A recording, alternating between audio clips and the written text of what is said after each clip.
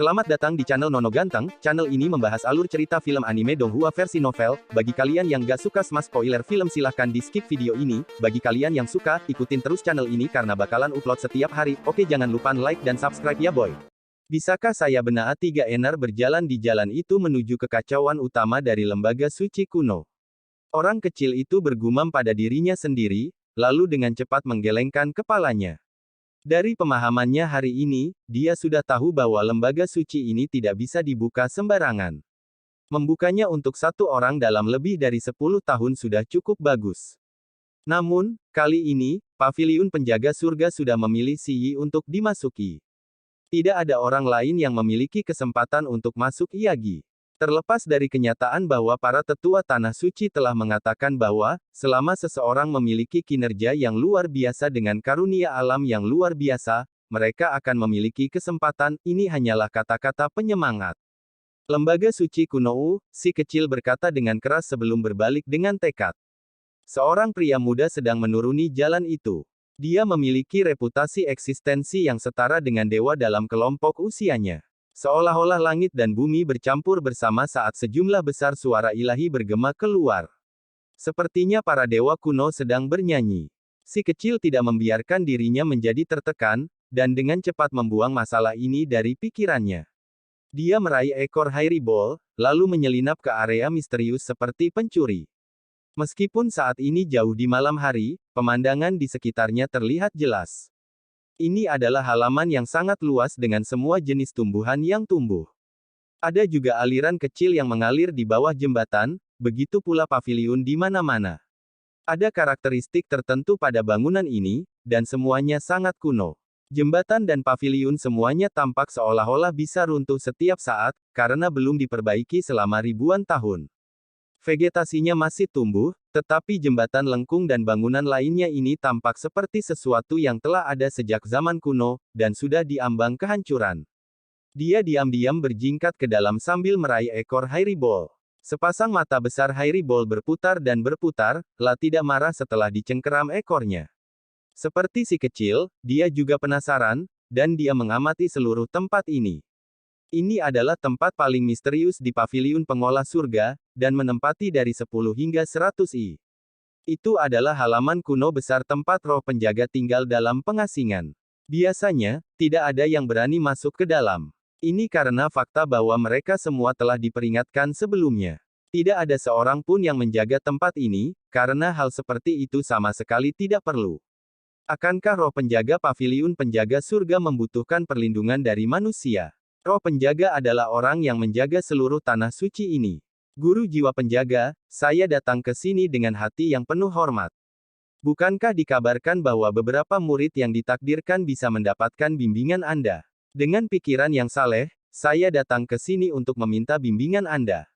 Petik 2. Orang kecil itu bergumam sambil mengalihkan pandangannya ke seluruh tempat ini. Dia sedang mencari obat roh. Hidung kecil Hairibol terus menghirup saat matanya bersinar dan mengamati ke segala arah. Bagaimana mungkin tempat di mana roh penjaga tinggal menjadi begitu kosong? Mereka berjalan ke dalam, dan semakin jauh mereka masuk, semakin kagum mereka. Jumlah vegetasi berkurang, dan tanah menjadi semakin tandus hingga tidak ada 1 inci pun rumput yang tumbuh. Ketika si kecil tiba di sini, dia merasakan cahaya ilahi di dalam tubuhnya meledak dan mulai bersinar. Untaian energi esensi meninggalkan tubuhnya karena semua jenis pola misterius muncul di tanah. Hairibol juga berteriak ketakutan. Itu berjuang bebas dari tangan si kecil, dan bergegas ke bahunya sambil memperlihatkan ekspresinya yang menakutkan. Si kecil menghirup udara dingin, dia akhirnya mengerti mengapa tempat ini begitu kosong. Ada kekuatan iblis yang mengeluarkan energi dari bumi, dan merampas seluruh tempat kehidupan ini. Aneh kalau dia baru merasakannya setelah memasuki wilayah ini. Jika dia mundur sedikit, dia tidak akan merasakan kekuatan seperti itu Iyagi. Apa yang terjadi dengan roh penjaga paviliun penjaga surga? Apakah ada yang salah dengan itu? Si kecil terus-menerus bingung saat dia dengan hati-hati mondar-mandir. Tanah tandus di depannya seperti gurun. Sepertinya dia sampai di gurun yang luas, karena di sini hanya ada pasir dan batu. Itu sangat sunyi, dan suara langkah kakinya dapat menyebar sangat jauh. Roh penjaga, aku di sini menunjukkan pemujaanku padamu. Bukankah setiap murid punya kesempatan? Kamu tidak bisa membuat kesalahan, lelaki kecil itu bergumam dengan ceroboh. Dia benar-benar penasaran saat dia berjalan masuk lebih jauh. Tempat yang sunyi dan sunyi ini sangat terpencil dan terpencil. Dia maju lebih dari 10 li, dan seluruh tubuhnya bersinar seperti matahari saat simbol menutupi tubuhnya dengan rapat. Mereka terus-menerus melindunginya dari kekuatan iblis. Sangat kuat, itu menyerap energi dari halaman di sini, dan melahap esensi surga juga. Apakah roh penjaga mengembangkan beberapa jenis teknik misterius? Dia bergumam pada dirinya sendiri. Ketika dia mengangkat kepalanya, dia bisa melihat untaian-untaian cahaya ilahi mengalir dari langit. Bintang-bintang dan bulan keperakan di langit semuanya memancarkan cahaya perak. Seolah-olah tetesan hujan perak jatuh ke jurang gurun. Dia akhirnya mendekat. Ada tanda-tanda tumbuh-tumbuhan yang muncul setelah si kecil tiba di depan halaman kuno. Ini adalah halaman di dalam halaman, dan dinding yang mengelilinginya. Perjalanan waktu telah membuat seluruh tempat ini penuh dengan banyak bekas luka. Pintunya sudah lama membusuk, dan dindingnya penuh dengan tanaman merambat biasa. Tidak ada obat roh, juga tidak ada pohon berharga yang tumbuh di sini. Hanya ada tumbuhan paling biasa di sini. Kenapa energi esensi di sini tidak dirampas? Si kecil terkesima karena halaman ini benar-benar kuno. Hanya ada satu batu yang tersis dan semua bangunan telah runtuh dengan tanaman merambat yang menutupi mereka. Percikan cahaya turun ke halaman. Tanaman biasa ini telah menerima sebagian dari manfaat ini. Hasilnya, mereka berkembang pesat, dan tempat ini tidak menjadi gurun. Ini terlihat seperti halaman sebuah keluarga kuno. Si kecil menyadari ketidaknormalan setelah masuk, dan mengungkapkan ekspresi terkejut. Ada 3 lapisan di halaman ini. Gerak-gerik cahaya berkembang di dalam halaman belakang saat secercah sinar bulan turun ke dalamnya. Roh penjaga jelas ada di sana. Orang kecil itu melintasi tempat ini dan menemukan bahwa semua rumah di sini telah runtuh dan terkubur di bawah ilalang. Bahkan jembatan lengkung yang terbuat dari bebatuan itu sekarang sudah runtuh dengan tanaman merambat. Semakin dia melihat, semakin dia merasa seolah-olah ini adalah kediaman keluarga kuno. Akhirnya, dia mendekati halaman belakang, dan menjadi sangat gugup. Ketika dia tiba, energi esensi di dalam tubuhnya tidak lagi terkuras, dan sebaliknya, penghormatan yang tak terlukiskan mengalahkannya. Menghormati roh penjaga. Dia berbicara ketika dia sangat jauh, lalu dia dengan lembut dan diam-diam memasuki halaman belakang. Ini adalah dia akhirnya mengerti. Ekspresi terkejut keluar dari mata si kecil saat dia menghadapi sesuatu yang tidak pernah dia bayangkan. Gerimis cahaya yang tak ada habisnya berhamburan di sini, membuat kemegahan perak menguap ke udara, itu membuat tempat ini tampak suci dan penuh keberuntungan. Sebuah tanaman yang tepatnya merupakan roh penjaga paviliun mending surga tumbuh di sana, itu benar-benar berbeda dari apa yang dia bayangkan, itu tidak megah dan juga tidak hijau. Warnanya kuning dan sakit-sakitan, seolah akan layu. Ini adalah pohon anggur labu yang merangkak di atas tumpukan batu. Tidak ada kemegahan atau cahaya ilahi yang berasal darinya. Warnanya kuning dan layu. Itu tidak terlalu besar sama sekali, dengan panjang 5 hingga 6 meter. Daunnya jarang, seolah musim gugur telah tiba untuk menyedot kekuatan hidupnya. Pohon anggur yang mengering hanya memiliki sedikit kekuatan hidupnya yang tersisa. Itu dikelilingi oleh dedaunan kuning, dan bahkan hujan ringan yang memenuhi langit tidak dapat menyembuhkan kondisinya. Cahaya bintang dan bulan bersinar terang saat turun, membuat seluruh halaman belakang ini tampak seperti hamparan putih yang luas. Mereka menuangkannya ke dalam pokok anggur, tetapi masih tampak bersemangat seperti sebelumnya, dan sangat kekurangan kekuatan hidup. Ini adalah roh penjaga dari paviliun penjaga surga, tanaman merambat kuno yang hidup selama bertahun-tahun yang tak terhitung jumlahnya. Itu membuat hati orang bergetar meski sudah terlihat lemas dan sakit. Tampaknya telah mencapai tahun senja, namun masih memiliki kekuatan yang tak terlukiskan seperti dewa. Ini seharusnya bukan Tuhan, kan?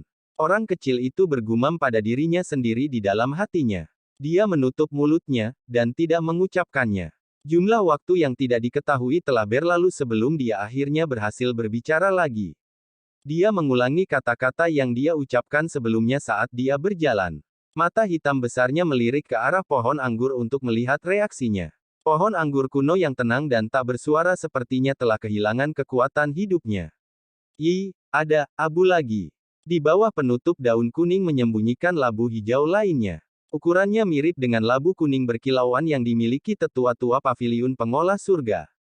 Mereka berdua seukuran telapak tangan, tapi warnanya berbeda. Mata besar si kecil menatap bulat sempurna ketika dia menemukan bahwa labu ini sangat ajaib. Semakin dia melihatnya, semakin dia menjadi takut. Sepertinya itu berisi dunia di dalamnya, dan bisa menindasnya kapanpun dia mau.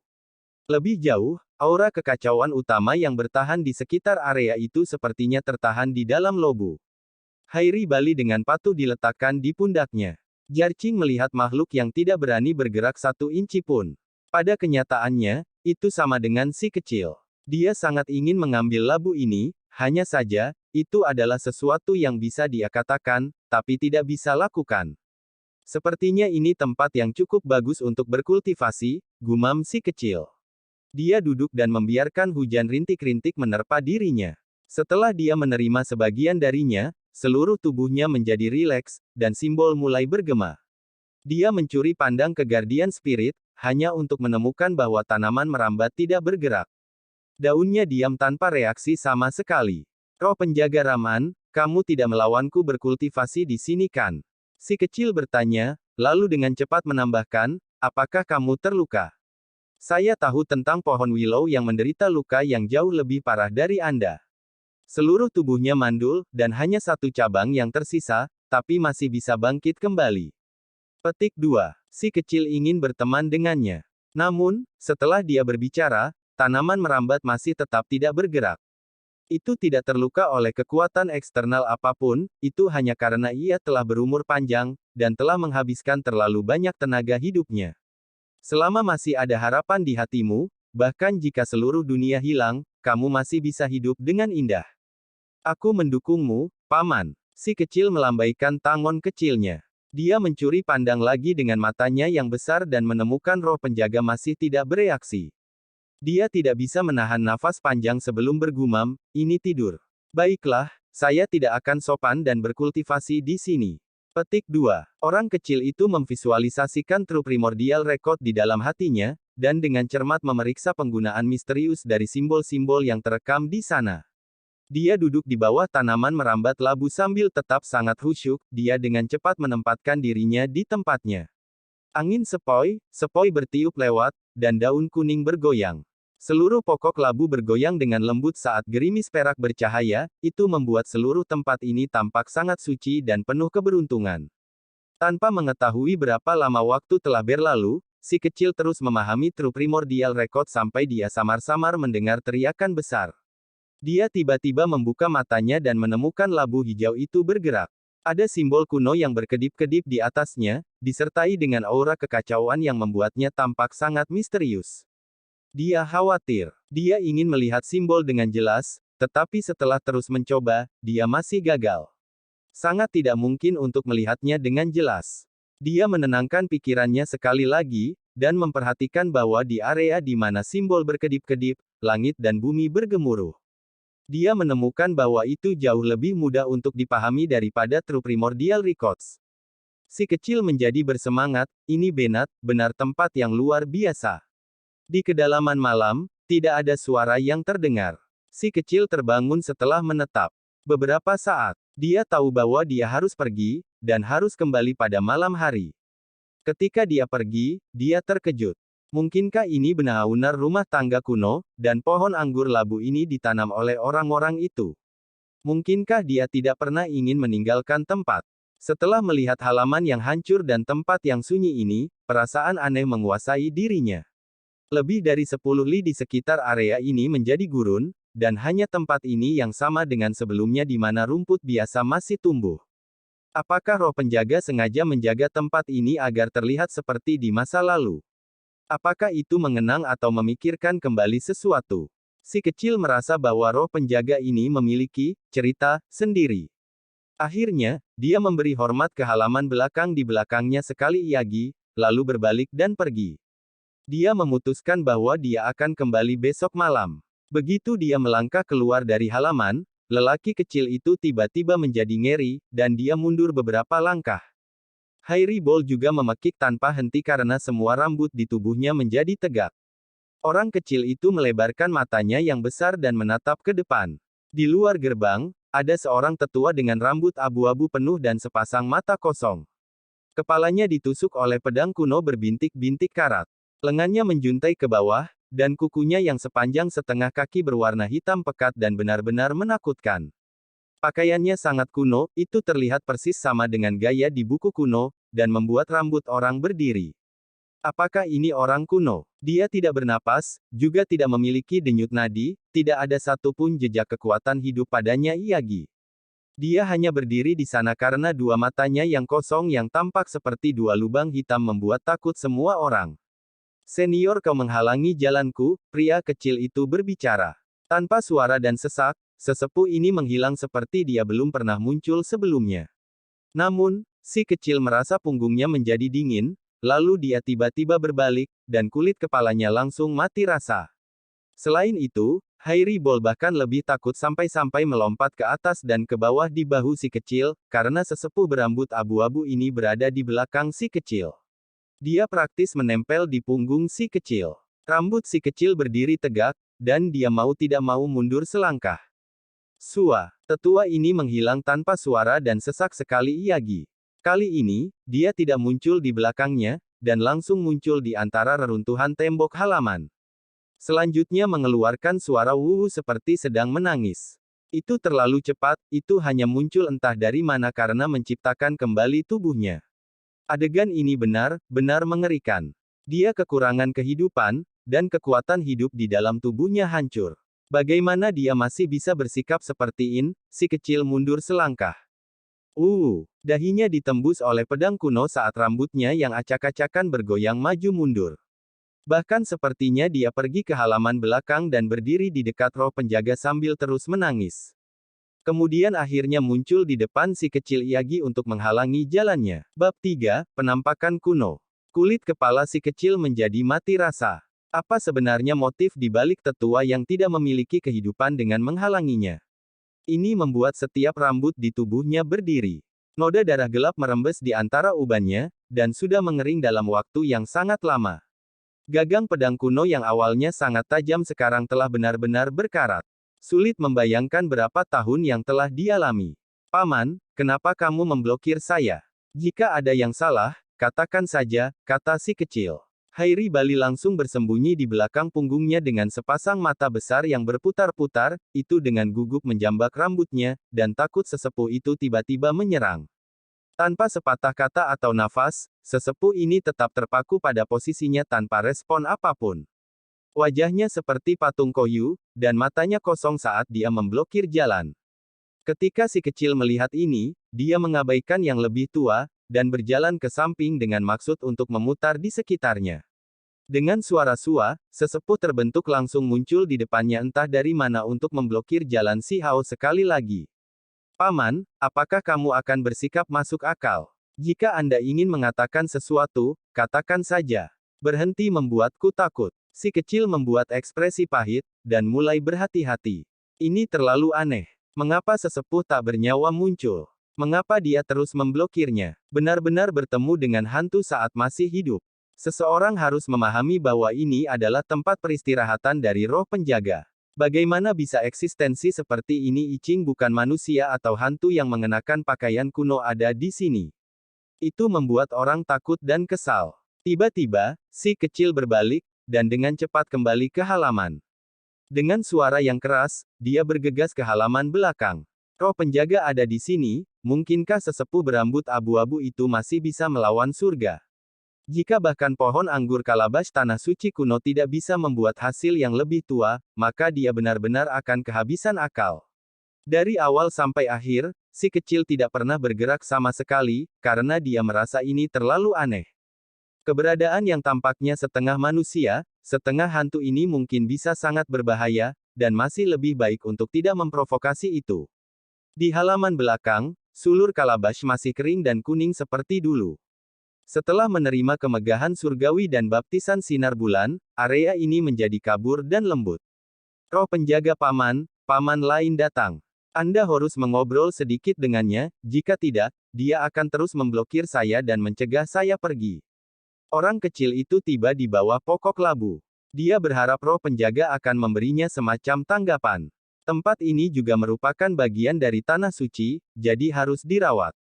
Namun, ia kecewa karena sulur yang mengering tidak bergerak, dan daunnya yang kuning menjemukan, itu tidak menunjukkan sedikit pun reaksi. Tetua berambut abu-abu juga mendekat, dan dia masih berdiri di seberangnya seperti sebelumnya. Itu menghalangi jalannya sambil menatapnya dengan pupilnya yang kosong. Si kecil dengan cemas bergegas ke atas tumpukan puing, dengan niat mengganggu labu hijau dari atas bingkai pohon anggur itu untuk membangkitkan roh penjaga. Tepat ketika dia akan mendekat, labu berkulit hijau itu mulai memancarkan aura kekacauan utama. Itu menciptakan suara yang memekakkan telinga, dan secara mencolok membentuk sebuah simbol. Gelombang aura yang menakutkan dan sangat mengintimidasi dipancarkan, dan riak yang tak terlukiskan dengan paksa membuat si kecil mundur. Simbol-simbol terjalin dan terhubung dengan cara yang tak terhitung jumlahnya, terlebih lagi, aura kekacauan primordial semakin tebal. Itu menyelimuti labu berkulit hijau, dan seolah-olah dia tiba pada suatu titik di saat dunia sedang diciptakan. Kabut di sini kabur, dan petir menyambar di area ini. Pada saat yang sama, tubuh sesepuh berambut abu-abu itu bergetar, dan mengeluarkan suara dari mulutnya, "Kembalikan pedangku." Di tengah malam, si kecil merasakan hawa dingin merayap di punggungnya. Kembalikan pedang apa? Memang ada satu di sini, tapi itu menembus tengkorak tetua itu, bagaimana seseorang mengembalikannya? Paman, pedang ada di kepalamu. Penatua sepertinya tidak mendengar apa yang dikatakan, dan terus menatap si kecil seperti sebelumnya sambil berbicara. Kembalikan pedangku. Si kecil terkejut dan ragu pada saat bersamaan. Mungkinkah itu menginginkan bantuannya untuk mencabut pedang? Dia membuka mulutnya dan bertanya, bagaimana cara mengembalikannya? Bagaimana kalau kau menundukkan kepalamu, dan aku akan menariknya keluar untukmu? Petik 2. Kiang. Pedang kuno itu tiba-tiba mengeluarkan suara melengking, dan noda darah berwarna hitam muncul di lokasi itu.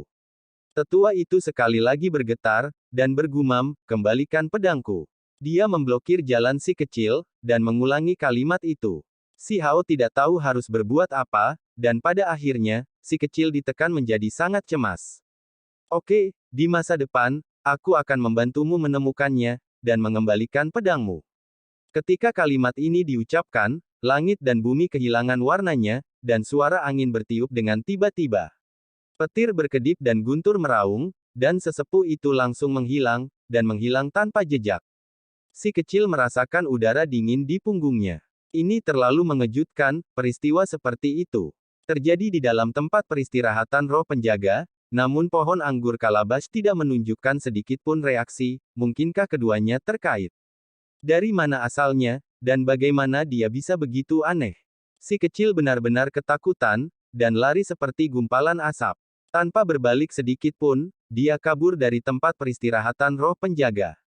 Hairi Bali sangat gugup, meraih kerahnya, dan menggantung dari tubuhnya seperti koala. Angin membuat huhu berbunyi, bahkan tubuhnya mulai melayang naik turun. Itu mengikuti di belakangnya saat dia dengan cepat melarikan diri. Paviliun pemeliharaan surga sangat besar.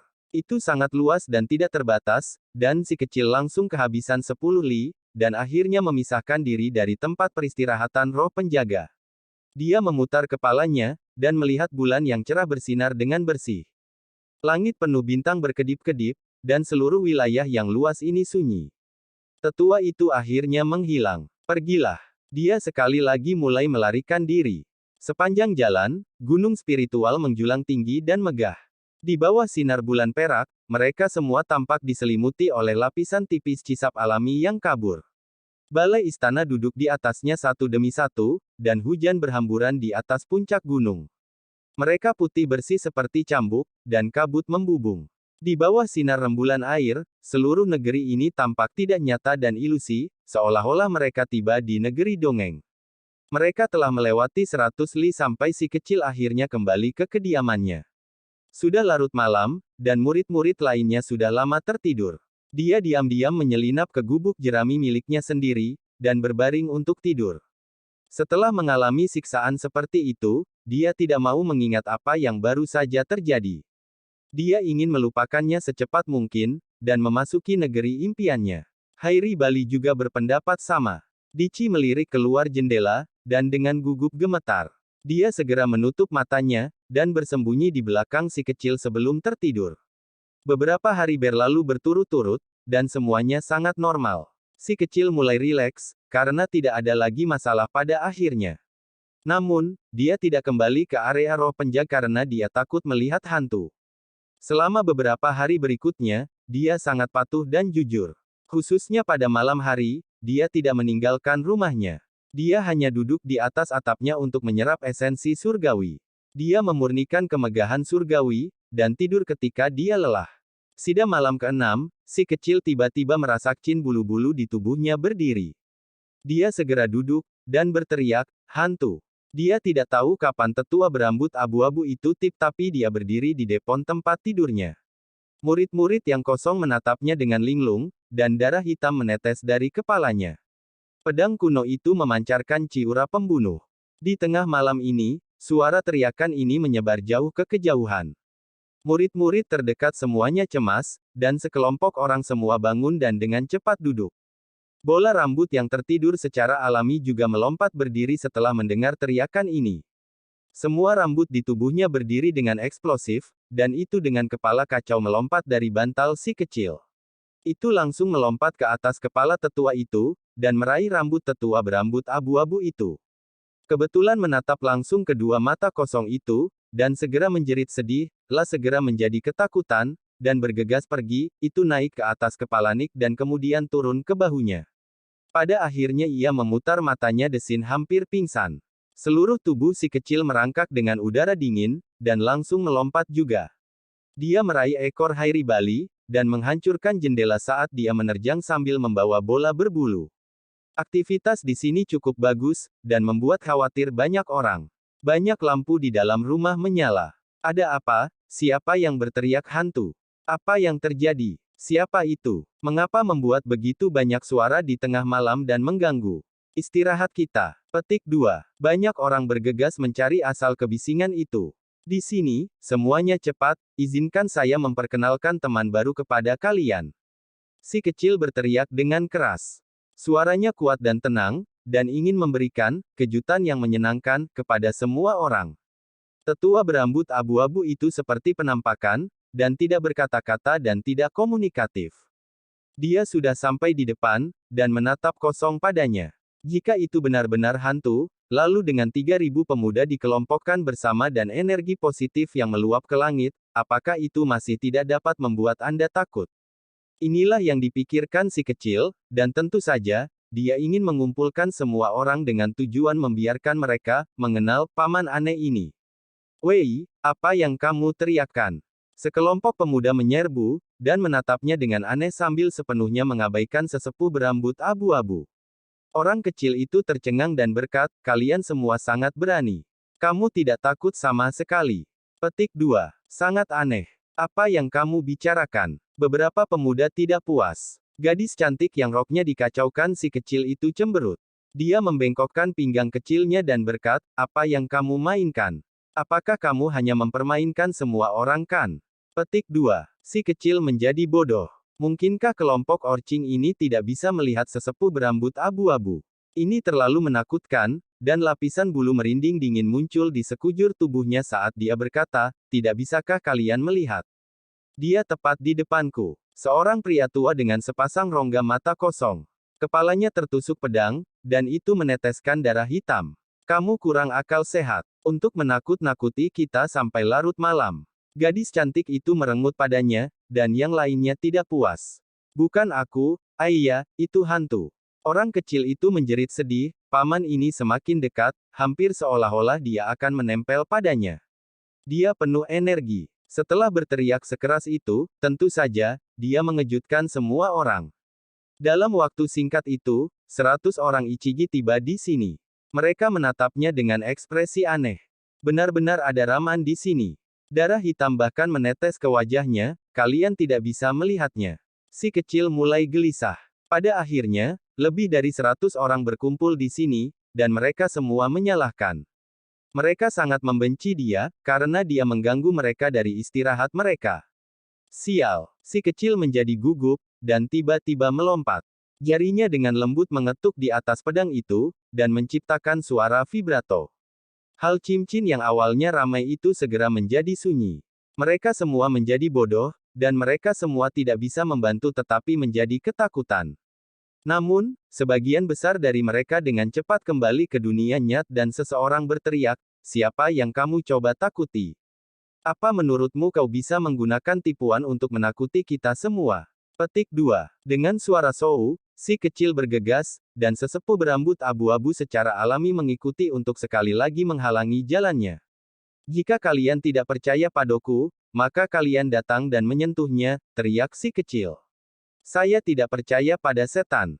Gadis yang selalu cemberut itu berjalan, dan beberapa lainnya juga mengikuti. Saat itu juga, mereka merasa seolah-olah menyentuh patung es yang dingin dan membekukan tulang, itu benar-benar membuat mereka takut, dan mereka segera menarik kembali tangan mereka sebelum berteriak dengan keras, "Hantu!" Jelas mereka tidak bisa melihat apapun, namun mereka bisa merasakannya, itu membuat kelompok pemuda ngeri, dan beberapa dari mereka mulai tersandung satu sama lain saat mundur. Gadis cantik itu semakin menjerit, dan dengan panik pergi. Dia melangkahi banyak pemuda yang jatuh, dan benar-benar menghilang seperti gumpalan asap. Si kecil meringkuk ke dalam kelompok orang itu, dan segera membuat pemuda itu meraung seperti hantu dan melolong seperti serigala. Banyak orang yang secara pribadi menyentuhnya dan menjadi sangat ketakutan. Mereka semua buru-buru kabur. Dalam sekejap mata, lebih dari 100 orang lenyap. Seluruh area menjadi kosong, dan lelaki kecil itu menatap kosong. "Ini terlalu cepat kan?" Daerah pegunungan ini berada dalam keadaan kacau balau. Semua rumah mulai menyala, dan sekitar 3.000 murid baru semuanya disiagakan. Satu menyebar menjadi 10, dan 10 menyebar menjadi 100, segera setelah itu, semua orang menyadari situasinya. Saat itu juga, lingkungan si kecil menjadi sunyi. Orang-orang di dekat daerah yang dia lewati semuanya lari dan menghilang. "Cepat laporkan ke Penatua." Baru-baru ini, Xiong Fei, Zuo Yun sangat kelelahan. Setelah begitu banyak hal terjadi, keduanya dalam kondisi yang mengerikan. Bahkan tidur mereka tidak tenang. Setelah beberapa hari kedamaian yang langka, mereka berpikir bahwa seharusnya tidak ada masalah lagi. Namun pada tengah malam ini, sekelompok anak berteriak keras di bawah gunung spiritual mereka. Apa yang terjadi sekarang? Keduanya merasakan ketidakberdayaan. Sesepuh, ada hantu. Dahinya yang telah ditusuk oleh pedang kuno, dan darah hitam mengalir keluar, dan sesepuh dengan rambut panjang acak-acakan muncul.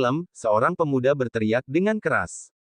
Apa? Ekspresi Xiong Fei dan Zuo Yun segera berubah, dan bergegas menuruni gunung spiritual mereka. Mereka meraih lengan seorang anak, dan mulai menanyainya dengan suara yang sangat keras dan tegas. Pemuda ini dengan cepat menjelaskan apa yang mereka temui. Wajah Xiong Fei dan Zuo Yun pucat, dan bahkan bibir mereka bergetar. Sepertinya mereka akan melarikan diri. "Sesepuh, apa yang terjadi? Kamu harus pergi dan melihatnya." Petik 2. Sejak dahulu kala, itu akan muncul setiap beberapa ratus tahun sekali. Selama itu muncul, banyak orang akan mati. Sesepuh Zuo Yun berkata dengan suara gemetar. Ketika sekelompok anak mendengar ini, mereka langsung menjadi sangat ketakutan. Mereka semua mundur selangkah demi selangkah, dan semua sangat gugup. Seluruh tubuh mereka gemetar, dan bahkan kulit kepala mereka mulai mati rasa. Selain itu, sesuatu yang sama sekali tidak terduga terjadi. Tetua Xiong Fei dan Zuo Yun tidak memperhatikan mereka dan dengan cepat berlari. Dalam sekejap mata, mereka pergi tanpa jejak. Apakah ada orang tua yang tidak bertanggung jawab seperti ini yang melarikan diri lebih dulu? "Kalian tunggu di sini, kami akan mencari senior kami." Untungnya, angin membawa suara kedua individu ini. Area pegunungan meledak. Ini adalah keberadaan supernatural yang sudah ada sejak zaman kuno, dan masih ada penjelasannya sekarang. Apa yang terjadi, sampai mereka benar-benar mengalaminya sekarang? Mereka semua ketakutan dan takut, dan mereka semua bersimpati dengan anak malang itu. Jelas bahwa keberadaannya terpaku padanya. Banyak dari mereka mengumpulkan keberanian mereka, dan berjalan ke kejauhan. Mereka menuju ke halaman itu, dan mereka tidak bisa menahan untuk tidak terperangah. Apa yang dilakukan orang ini? Dia sangat berani. Setelah terbangun, si kecil perlahan kembali ke dunia nyata. Dia tidak lagi takut, dan langsung melompat ke tubuh sesepuh berambut abu-abu, dan naik ke lehernya. Di tangannya ada batu kapur, dan dia terus-menerus menggunakan kekuatan untuk menghancurkan ke bawah. Tidak jelas apakah dia mencoba menghancurkan otak, atau menghancurkan pedang kuno itu. Dia berteriak dengan berisik, "Kembalikan pedangmu, aku akan menggali untukmu. Berhenti mengikutiku, kamu benar-benar membuatku kesal sampai." Petik 2. Mati. Pada saat yang sama, sedetik bergema entah dari mana, dan seorang tetua muncul di kejauhan dengan labu kuning berkilauan yang dipenuhi aura kekacauan utama di tangan. Selanjutnya, tangisan panjang naik dan turun berturut-turut di kejauhan, karena semua ahli yang berkultivasi di gunung yang megah dan megah itu merasa khawatir. Tingkat atas. Paviliun pengawas surga terguncang, dan semua meninggalkan posisi mereka untuk menuju ke lokasi ini.